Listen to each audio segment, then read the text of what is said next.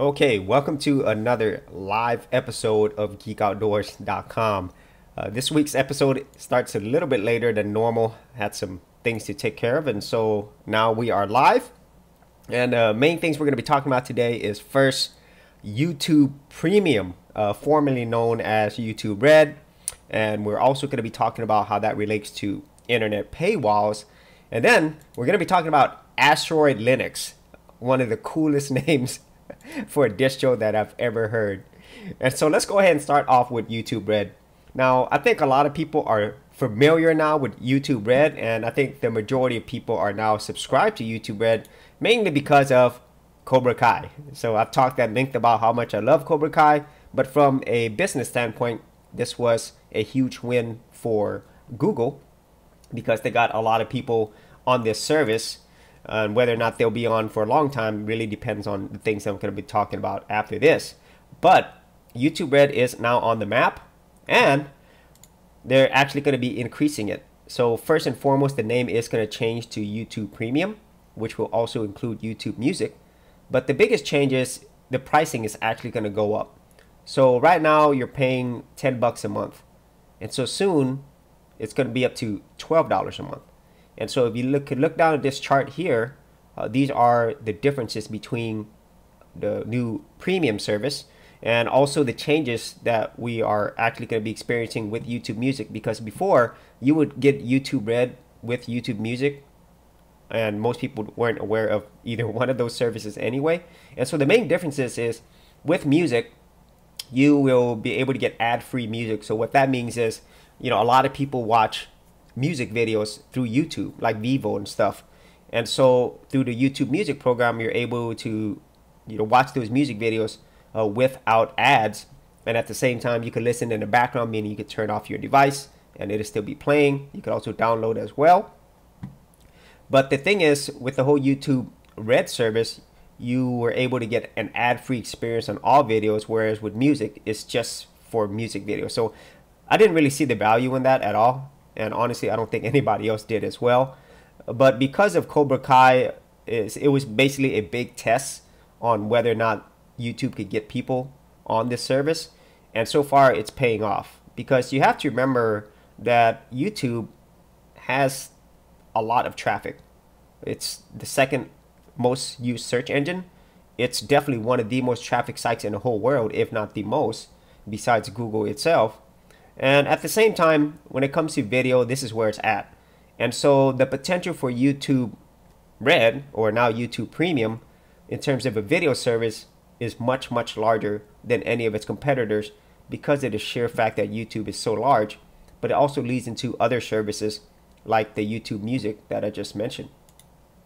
And so at this point, I do like the new name change. YouTube Premium sounds way better than YouTube Red for many reasons. And also, it's also going to give that whole idea that because you are paying for this service, you will be giving a premium experience. And so I know words sound like they're not important, but in the whole world of marketing and in the whole world of emotions, words make a huge impact. That's why Apple does it so well, because they use words that emote emotions, okay, that really express what their services provide. Now, in terms of raising up the price, if you are already a user of this services, then you will still be grandfathered in at the same price of $10. And so not really sure how long that's going to last. And in terms of how this competes with other services, Netflix being the biggest one, right now, Netflix is dominant when it comes to the video and movies format. Okay, and there's their pricing structure. Amazon Prime, I would definitely say it's a second, and it's catching up fast. If anything, I think YouTube should, or they already know that they should be more afraid of Amazon.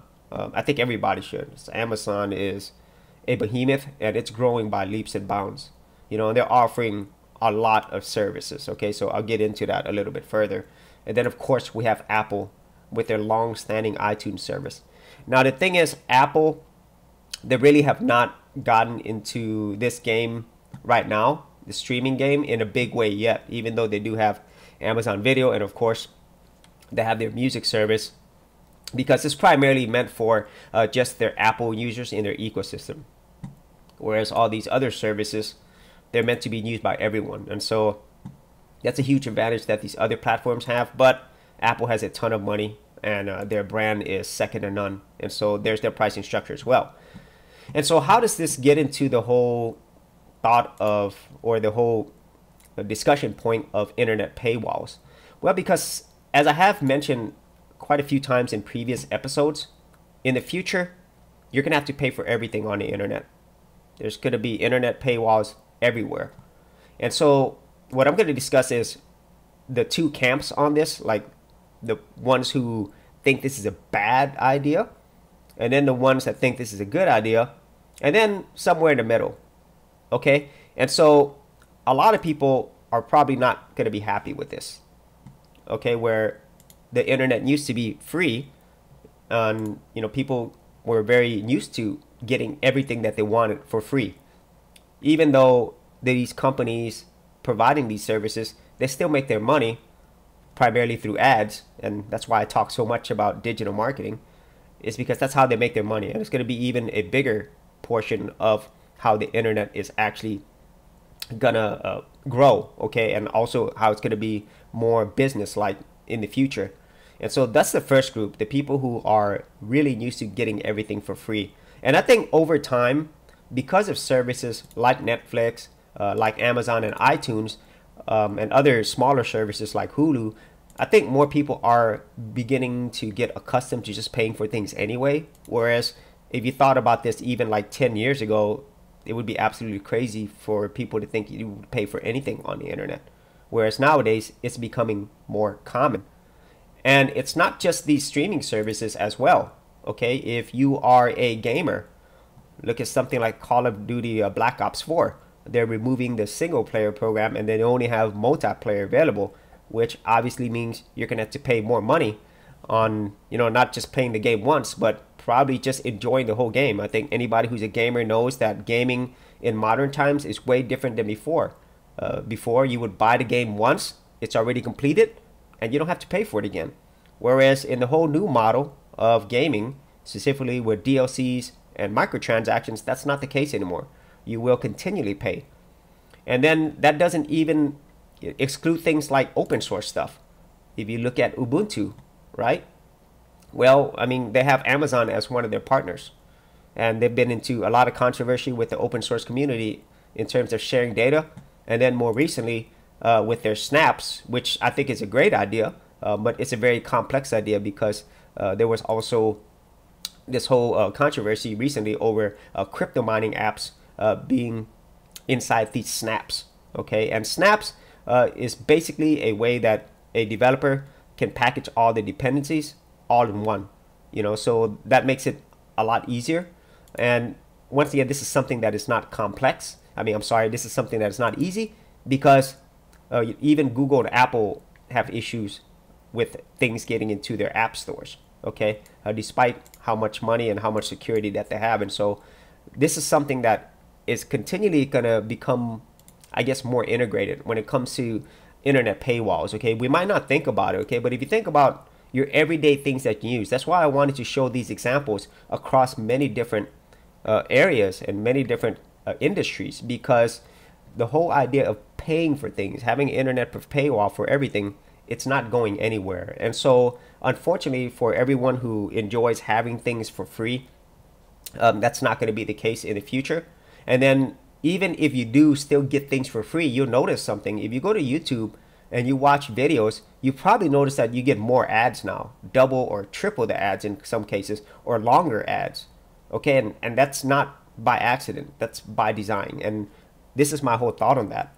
The whole idea is they're going to make the free experience, and it's not just YouTube, it's going to be every one of these providers, okay? They're going to make the free experience not the best experience, okay? And I'd use that simple example of YouTube showing more and more ads, okay? If you've ever used an application, there is an anime application. I don't think it was called Crackle. I can't even remember now. Let me see what it's called. I used to use it a lot. Let me see. Crunchyroll, that's right. I forgot all about it. If you use something like Crunchyroll, it has a lot of advertisements. And so because of that, it makes the experience definitely not a good one. Okay, and so if YouTube and a lot of providers who normally provide things for free, if they make the experience more of a chore, just painful, like 5 or 6 ads at a time per video, then guess what? You're probably gonna want to have an experience without that. And guess how you're gonna get that experience? You're gonna pay for it. You're gonna use their premium service. Okay, so this is a tactic that has been around for a long time. You know, if you've been on the internet for a long time, this isn't anything new. Whenever you would have websites, you would just get spammed with ads. You know, I mean, obviously it's not as bad as it was before, but you know, people now are looking at other ways to get a better experience. Okay, so that's why I think Netflix was so powerful. Not only because the content, you know, just kept getting better, it's just the experience is better. You know, you could watch a whole show without any commercials. You could binge out on anything.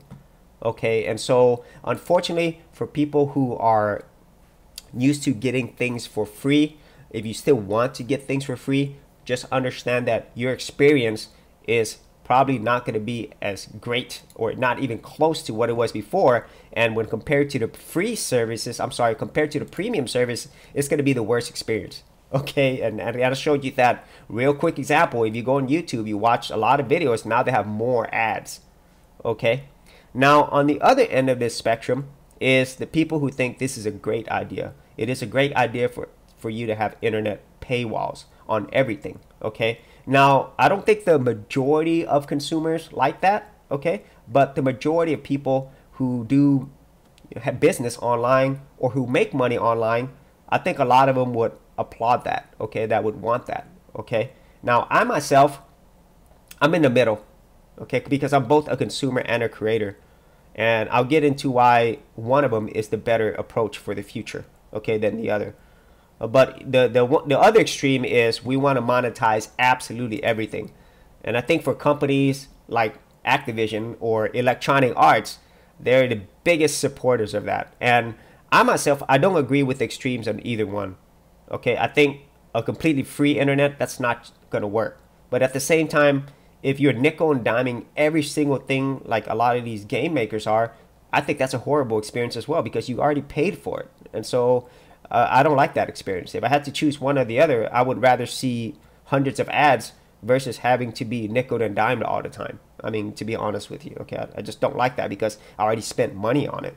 Okay, so if I had to choose between being a consumer and a creator, I recommend you be a creator. This is why it's so important, and this is why I'm so bullish on you being a creator of content, a creator of applications. It doesn't matter, create something.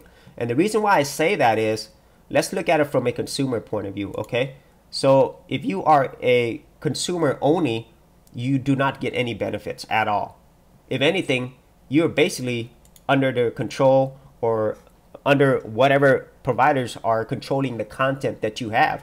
So if you just love everything for free, you're not going to get a choice. Your choice is whatever's served up to you.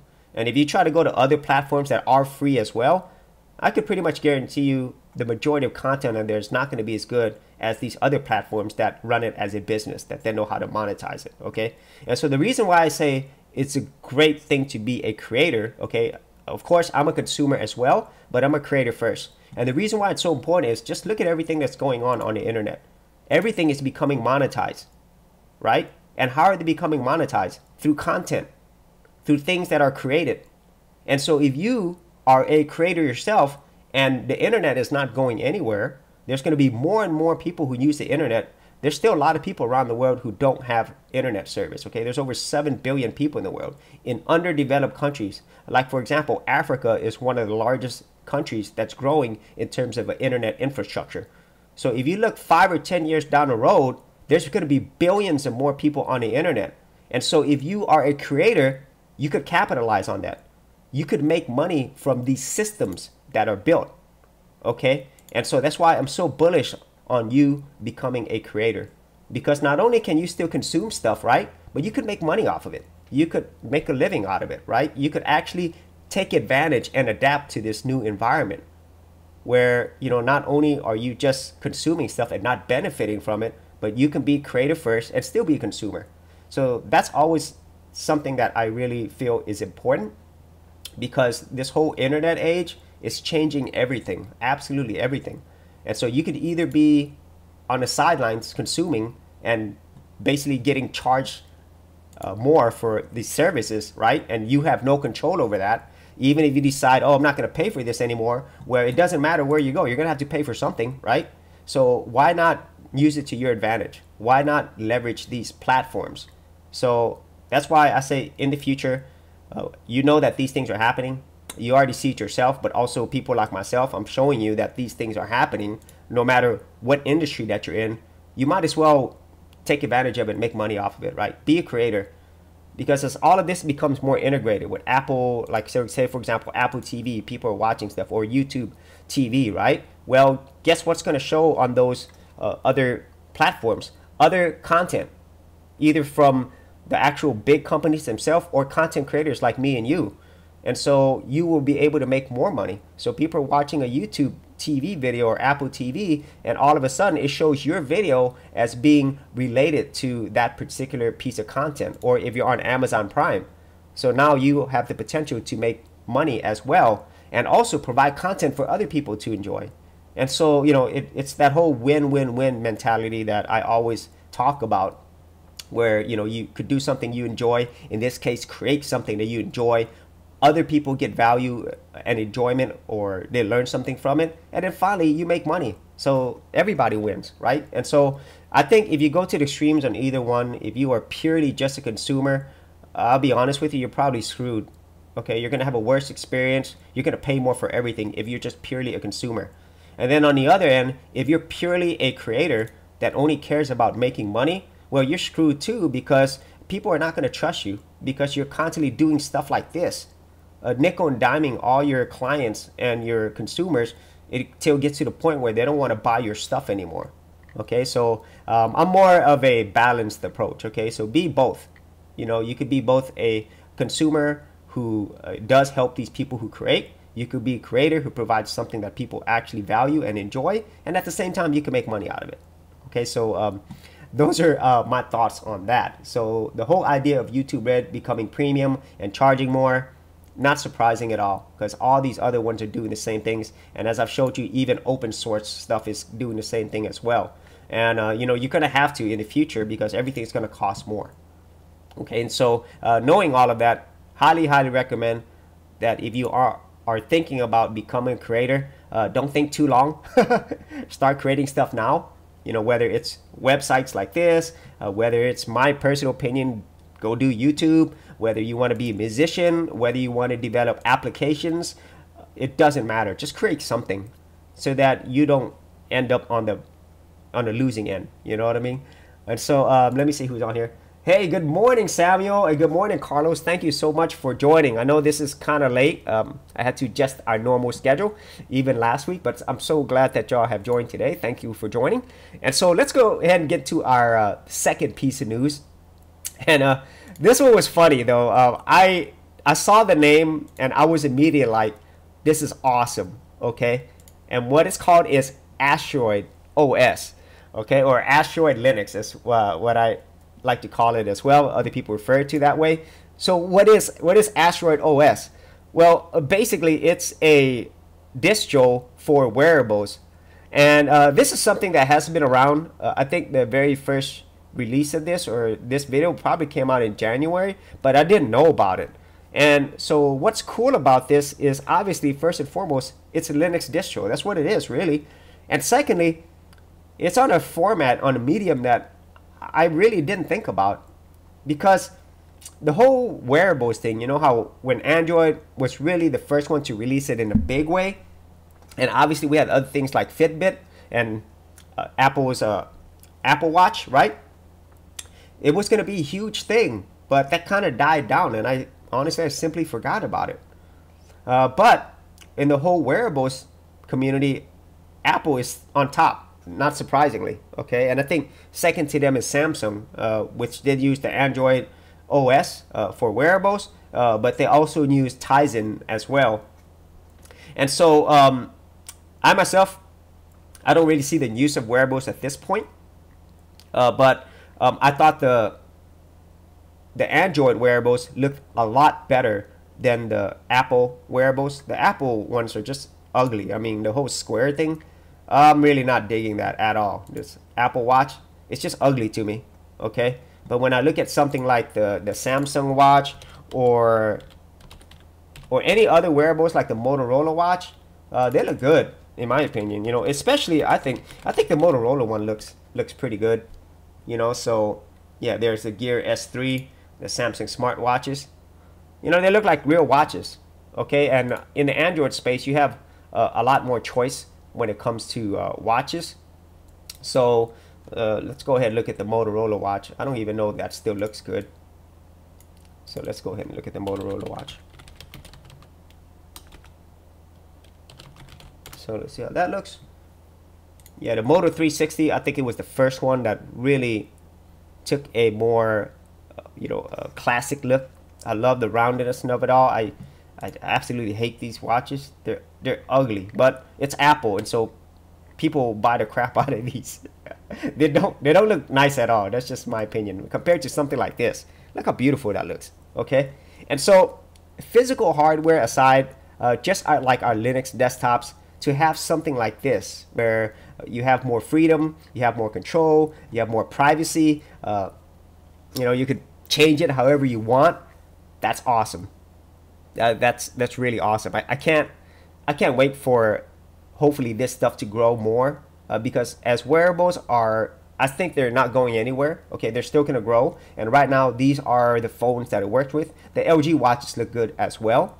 I'm not a big fan of the Asus Zenfone, but you could see where this is going.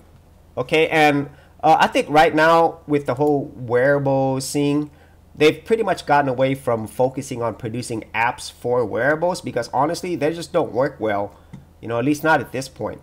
So now it's more of like, well, you have your wearable and it does basic functions that everybody would need on a watch, but at the same time, it has additional functions. But most people don't use their wearable, like they do their phones.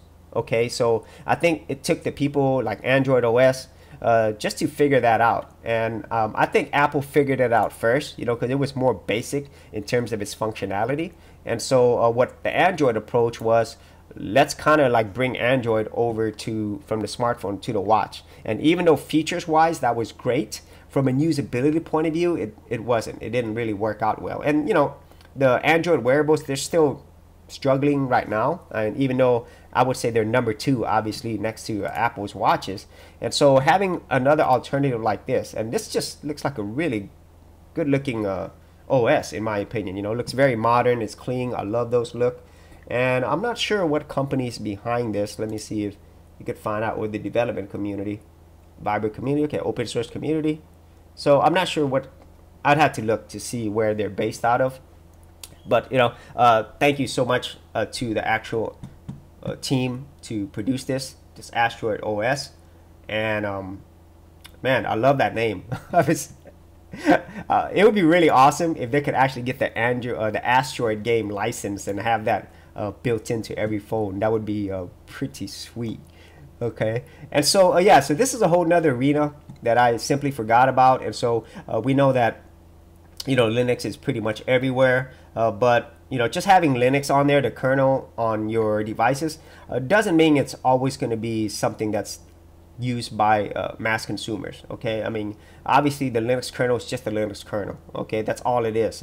It doesn't mean anything without any of the other things that surrounds it. And so it's always nice to see developers, creators do things like this, where they make it usable for normal people. And they also make it aesthetically pleasing as well. This looks beautiful, because a lot of times, and let's just be real, whenever we think about open source projects, and this isn't the case for everything, but I think the majority of times, because it is something that's done voluntarily, they don't have the budget of the much bigger companies.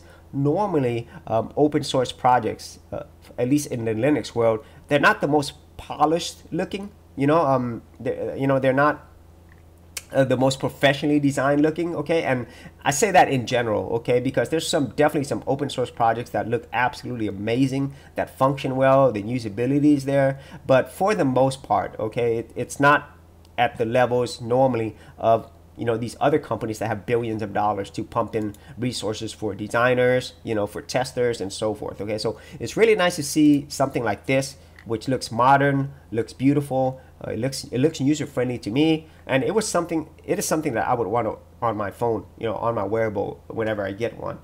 And so I can't wait for this to actually expand into other areas and for people in the open source community to tinker with this. Okay, and so that's it for these two topics today. Today I talked about YouTube Premium, formerly known as YouTube Red, and also how that relates to Internet Paywalls. And then secondly, I talked about this Asteroid OS, this Linux wearable OS, and how this relates to other wearables in the future. And so now I'm gonna spend a few minutes to geek out and just talk about some other stuff. And so if Samuel, Carlos, if there's anything y'all want to talk about, please feel free to jump in, or anybody else who decides to join this. And so what I briefly want to talk about is Deadpool 2. Now, I did do a review on Deadpool 2, a full spoilers review on my other channel, my movie channel. I'll leave a link in the description area below there. Let me see if... Okay, so far it's doing extremely well. And it's probably going to hit over $130 million. Maybe it might even hit $150 million. And so far the ratings have been really good for this particular movie. It's at over 80%. It is a certified fresh. And I know this doesn't matter as much, I mean, you actually have to watch the movie yourself. But I think for the majority of people, they'll look to sites like Rotten Tomatoes and also IMDb as their main source to, kind of figure out whether or not other people enjoy this and whether or not they should spend their money to watch this. Okay, and now I won't be leaving any spoilers or anything. It's just a discussion because obviously, Thanos, Avengers Infinity War just came out a few weeks ago. It's still going strong. And also Cobra Kai, which I love so much. And obviously Solo, a Star Wars movie, which will be coming out next week. And so in general, if you did enjoy Deadpool 1, then you will enjoy Deadpool 2. Okay, that's just the general gist. And in general, in my opinion, I prefer Deadpool 1 more than I did Deadpool 2. Okay, because in general, the actual freshness of Deadpool, I don't think you can ever repeat that. Okay, that was like a once in a moment type stuff, right? Deadpool was completely unexpected.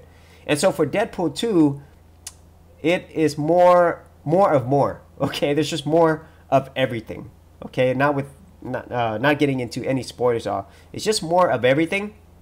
And in some cases, that's not a good thing. Okay, but in some cases, it is good. So if you are a fan of Deadpool, the comic book characters, you read a lot of the comic books, then you will get a lot of the inside jokes that are in this particular movie, specifically comic book references, stuff like Rob Liefeld. Okay, if you are a comic book fan, then you know who that is, or other villains within the Marvel universe. If you are a huge comic book reader, you know who that is, and also like different characters. For example, Hope. Okay, what does that mean in the whole general public? Probably most people don't know. But if you read a lot of comic books, that will have a huge significance. Or Nathan Summers. All of those things are in this movie. Okay, lots of those inside nerdy comic book jokes that only people who pay attention to it will get. And so those references were awesome. I did enjoy that. Okay, now the jokes. There's a lot of jokes in this one, way more than the first one, and not all of them hit. I'll just be real, not all of them hit. But when Deadpool 1, for some reason, I just think the humor was better overall. It just fit the movie better. Whereas this one, it's just, I don't know, it kind of feels like it was forced in some cases. Okay, I'll just be real. Now the action in Deadpool 2, it was sweet. That's some great action scenes. Everything was just big. It looked like a comic book movie. Actually, I'm sorry, it looked like a comic book. Let's just say that there's so many scenes that you could have taken out of a comic book panel, and they ripped that straight out of the comic books and put into the movie. That was sweet. And then X-Force, man, X-Force. Watch the movie. I love X-Force. I actually had the very first issue of X-Force when I was a kid, and I also had related comic books to X-Force as well. And so characters like Shatterstar, Domino, you know, those characters, Cable, he is part of X-Force. All these characters, and of course Deadpool and many others, they were all characters that I remember reading in the comic books, and I think the movie did them justice. However, it did some things that I was not expecting, and so you're going to have to see that or watch spoilers to actually understand what I'm talking about. And then when it came to the actual storyline itself, unlike Avengers Infinity War, Avengers Infinity War, that was monumental. I mean, I don't think it was the best Marvel movie I've seen, but in terms of everything that it had to do with all the many different characters, I think that one was the most challenging. That one could have gone wrong really, really fast. Okay, so I think Avengers did well with everything that they had available to do. The Avengers Infinity War. Okay, so I give them, the Russo brothers, everybody involved, a lot of praise for that.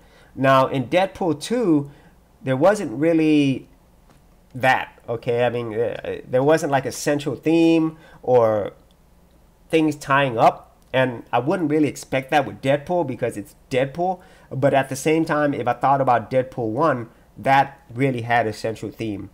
You know, it had certain characters, you know, a certain reason for this character, Wade Wilson, to be Deadpool with Vanessa and everything else that surrounds it. Whereas in Deadpool 2, it really wasn't like that. Okay, so you're actually going to have to watch the movie to understand what I'm talking about there. But overall, if you get a chance, go check out Deadpool 2.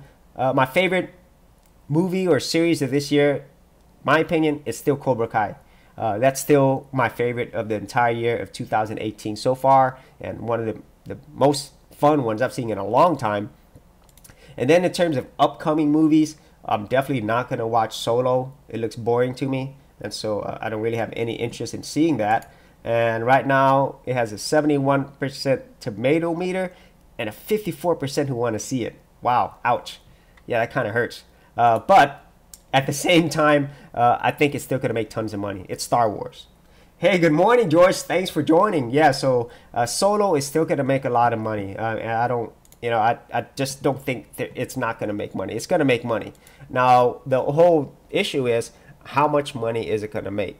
Okay, and I think it's not going to make as much as they had wanted and expected, because obviously the whole Star Wars franchise, mainly because of the management with Kathleen Kennedy and crew, they're just not doing the best job with the franchise. And so, and whenever I think about these Star Wars movies, and you know, if you watch movies, you know, you understand this, especially with Star Wars, most of their money isn't made from the actual movies themselves. It's in all the merchandising and stuff. Okay, so if you actually look at how much each new Star Wars series has made under this new management, even though it's made more than $1 billion in the box office, if you take in all the costs and then most importantly all the toy sales that have actually been decreasing every single movie, things like this is not a good thing. So even if Solo next week comes out and say it makes 170 million that weekend, because I think it's Memorial Weekend or something, I don't think that's going to happen.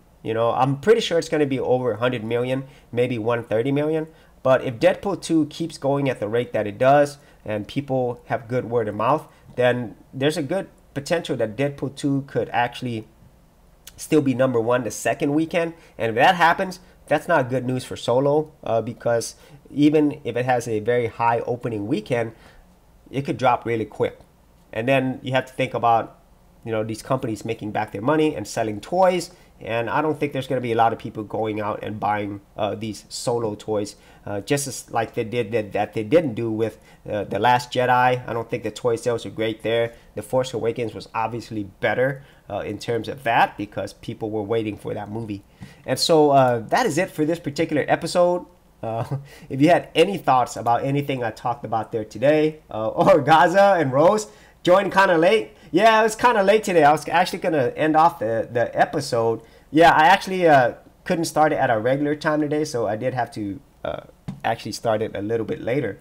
But if you didn't watch the episode earlier today, I did talk about YouTube Premium, formerly YouTube Red. I talked about Asteroid OS, and Internet Paywalls as well. And I spent quite a bit of time talking about Deadpool 2 and a little bit of Solo as well for anybody who is coming in late. So if y'all had any other thoughts on that, maybe it's a little late right now, but if not, then I'll go ahead and shut off this live stream. And Rose, I was planning to actually do an episode because you and some other people have been talking about this so much that I thought I'd give it a shot. And so maybe on next week's episode, we'll do a discussion on MX Linux. Okay, and so if you know my channel, you've been on my channel a while, you know that I just use Linux Mint. Okay, I don't distro hop. Okay, it's not something that I really do anymore. However, if there are times where I feel like maybe I could look at a distro, that's what it is. So if you ever see me talk about different distros on my channel, it's not for me to do a full on out distro review. It's me just to take a look at it and kind of see what people are talking about or people are excited about. Okay, so look forward to that, Rose, and anybody else who uses MX Linux. I'm gonna try it out. And it's not going to be a distro review, okay? It's going to be some general Linux Mint guy who's just looking at another Linux distribution, okay? And so Gaza saying Deadpool 2 is amazing. Have you seen it? Yes, Gaza. I did point out before you got on here that I did do a full review, including spoilers, but it is on my other channel. Once this live stream is done, I will leave a link to my other channel, my Go Movies channel, where I had the full review there. And Rose is saying it's about time Linux Mint bloatware of the Linux world. Just teasing. Oh, Rose, don't say that. That's not right. I love Linux Mint, but okay. Linux Mint is not bloatware. I love Linux Mint. God's saying just use Gen 2. Well, I'm gonna take a look at MX Linux next week, okay? Because Rose and some other people who comment on my channel, I think MX Linux is one that comes up quite a bit, and so I don't know much about it. I've been on their page, but I haven't really done anything with it at all. I haven't downloaded or installed it, so I'm gonna check it out. And Samuel S is asking, how's your overall experience with Ubuntu 18.04 so far? Well, Samuel, I do have it as a preview. I mean, I just look at it. I don't actually use it. Okay, and I did do a review earlier on GIMP, not GIMP, but GNOME, the latest version. And I did that on Ubuntu 18.04. Like I said, Samuel, I don't really distro hop. And so if I try out a different distro, it's basically that. I'm just trying it out. Maybe I'd use it a few times or just look around, and that's it. So I can't really tell you what my overall thoughts on it because I don't really use it. But if I just had to think about like general use, it's good, I guess. I mean, I haven't used Ubuntu as my main Linux distro in so long. Ubuntu was actually the one that got me started really in the whole Linux world in terms of replacing Windows. And so yeah, I can't really say for sure, but in general it's fine.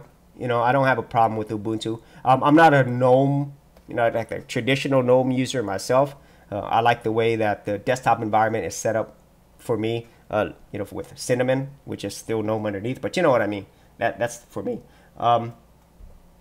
Let me see. Once you wait to the final release for Ubuntu 18.04, Carlos is saying, you think that a greater number of games will make Linux more popular, especially in young people? Yes and no, Carlos. And what I mean by that is, I have mentioned this before, where operating systems will not matter in the future. Okay, and so I don't think like the younger generation, they don't really care as much about platform wars. Okay, or you know what I mean? Like you should use Windows over Apple. Yeah, no, they're more tied to the brand and ecosystem. Okay, if you really look at young kids, they'll buy Apple because it's Apple. You know what I mean? They don't really. I don't think the majority of them care much about the platform underneath. So in terms of like, say, a video game, right? They're going to play it because it's available on Windows or it's available on their console or PC. Windows, obviously, okay? So they don't really care, okay? That's my opinion, Carlos. It might bring some more people in a Linux desktop, but, it's people just go wherever it's available, so that's my personal opinion. Okay, and so the only reason I think a lot of people are gonna try a Linux desktop is if they're already like a geek for the most part, or if they stumble on YouTube videos like mine, or the many of the thousands of other Linux videos on YouTube. Okay, so I think that's very a small niche area of people. It won't hurt though. More games, the better. And I know they're going to release more games, but they're not going to release it just because it's on a Linux desktop. They're going to release it so that it's multi-platform. You know, everything's going to go in a browser anyway, so it doesn't matter if it's Linux or whatever, but most things run on a Linux kernel. And so, you know, that's why Steam or Valve was trying to push Steam OS so hard, because if it works on this, then they don't have to do too many modifications for it to work everywhere else. You know, Android works on the Linux kernel. You know what I mean? Okay, so that's really the end goal with that. And so I definitely do think that more games are going to be produced that are Linux compatible, but it isn't to bring in more Linux desktop users. That's my thought on that. So guys, I say for you, Go, is it the Cinnamon desktop or Linux Mint repo?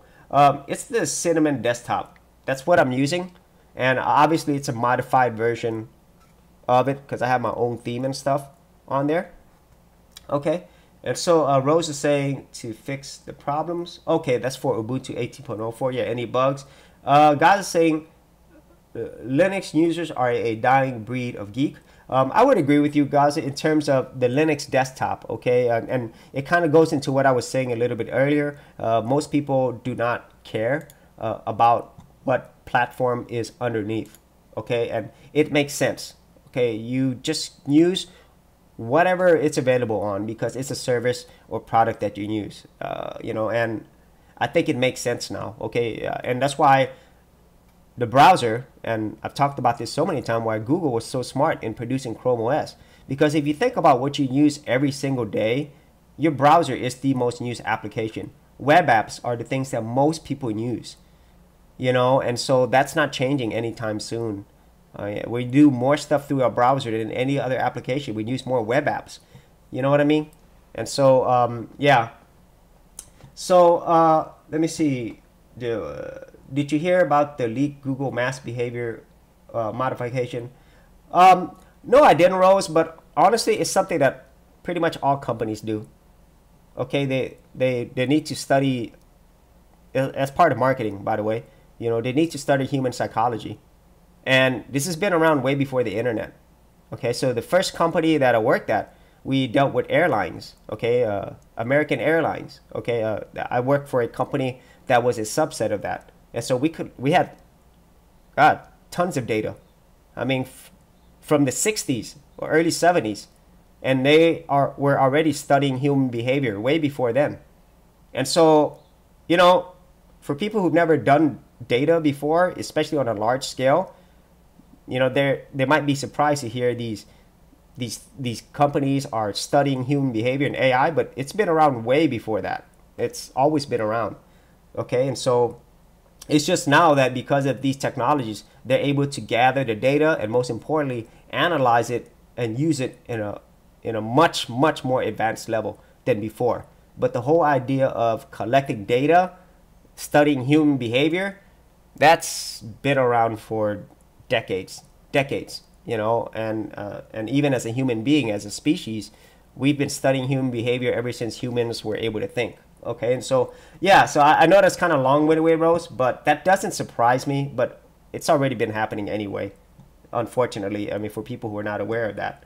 And so that's why I gave my example. The first company I worked at, we had data back from the late 60s and 70s, at least the data that I saw, okay? And so, Google social engineering at its best. Yeah, and all of them do it, Gaza. If you actually go to Facebook, they have some of the best psychologists in social engineering around. Because they understand what keeps people on a platform. They understand how to cause tension and stress within a person's mind. Google does the same thing. Apple does. All of them do the same thing. It's just that Google, like you said, it probably does it the best.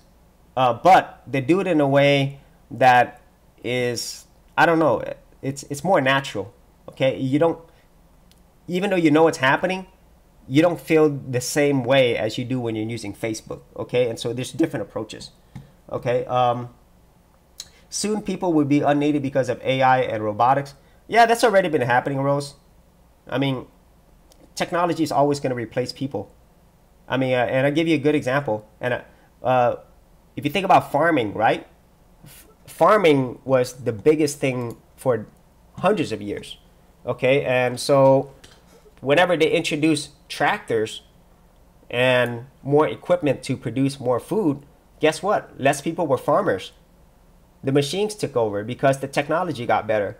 And then if you think about the industrial age, when we have factories, we had a lot of people working in factories, right? But then the technologies got better. And I'll give you a perfect example. The car industry. They had robotics in the car industry long before the whole idea of AI ever existed. We've had robot arms put cars together, weld things together. That's been going on since the 80s or even before that. And so that replaced people as well.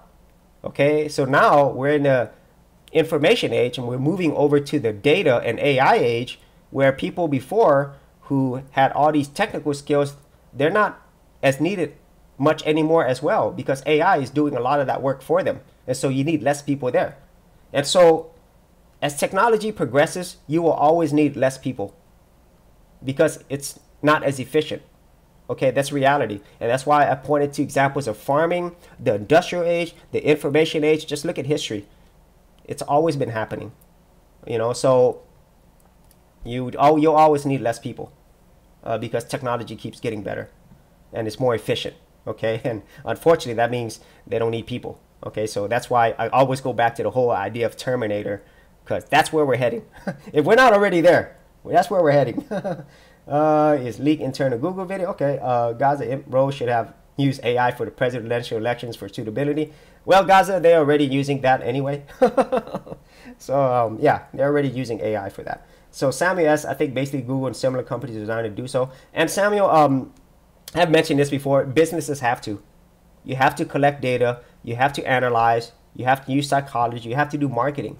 And that's, like I said, that's always been around. If you think about newspapers, they had ads on newspapers. They were doing marketing back then. If you watch your TV, how were you able to get free TV for so long where they had commercials? How did they know which commercials to show to you? Because they were collecting data. They were doing target marketing. You know, they were looking at how many people were watching during this time. That's why they had things in the US called Nielsen ratings, right? And so all of this is the same. It's the same. It's just more of it. And there's just more ways to collect the data. There's more ways to analyze the data. And there's more ways to quickly test the data as well. And so if you are in the marketing world or you understand programming, then you'll understand testing. Okay, primarily split testing. And so if you go on Facebook, and all these companies do it, by the way, if you go on Facebook or even Google, it might look different in different countries. Okay, because they're testing out different things. They're testing out different colors, and this is marketing, by the way, but it's also programming as well. Anyway, so they're testing out different ways things are laid out. They're testing out different colors. They're testing out different types of content. All those things are happening all the time. Amazon does a ton of A/B testing. Okay, so I have stuff on Amazon as well. They do a lot of testing. And Amazon is the one that most people are not thinking about. I really don't think so. They have an amazing amount of data. And the thing they do better than anybody. I would even say Apple to a lot of extent. They convert. They make people buy stuff.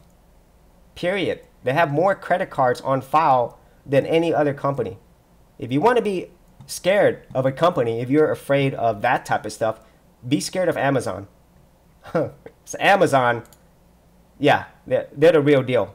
I would say even more so than Google and all these other ones, because the difference between Amazon and all these other companies, right? Google, Facebook, Apple, Netflix, Amazon is first and foremost a place for people to buy things, period.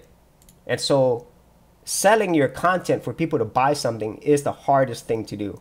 And Amazon does it the best.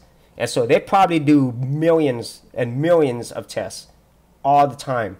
So many micro tests that they do all the time. And whenever I log into Amazon, they're always constantly adding new things, very much like all these other platforms. So, yeah. So Rose, did you watch Person of Interest TV show? I don't know, Rose. I never heard of that. I don't have a TV, so I don't watch TV. My TV is basically the internet. And so guys are saying, think of Google AI invoking manumission for mankind. We are then free to do something else. Well, guys, it will never be free. As much as we'd like to be, you'll never be free because you're always going to need somebody's services, somebody's resources. We're all going to need to eat, you know, and so there's always going to be that part of it, okay? And so I think Gold needs to go. He looks tired. Have a great week. Thanks, Gaza. We'll see you later. Rose, bye, Gaza. Bye, Rose. Bye, Gaza. Okay, good. So looks like our show is over this week. And I do, first and foremost, want to thank everyone that was here. Samuel S., Carlos Henrique, George Trepas, Rose, Gaza. Thank you for all of you for joining. And thanks for anybody who's watching now or who is watching later on. And so as always, if you do watch these episodes, join our discussions. I greatly appreciate it. Time is our most valuable asset, so we really do appreciate you joining these geeky discussions. And then secondly, if you did get value out of these videos, don't forget to subscribe and share. And as always, if you did want to support my channel further, you could also do that at patreon.com/geekoutdoors. We'll see you on another episode.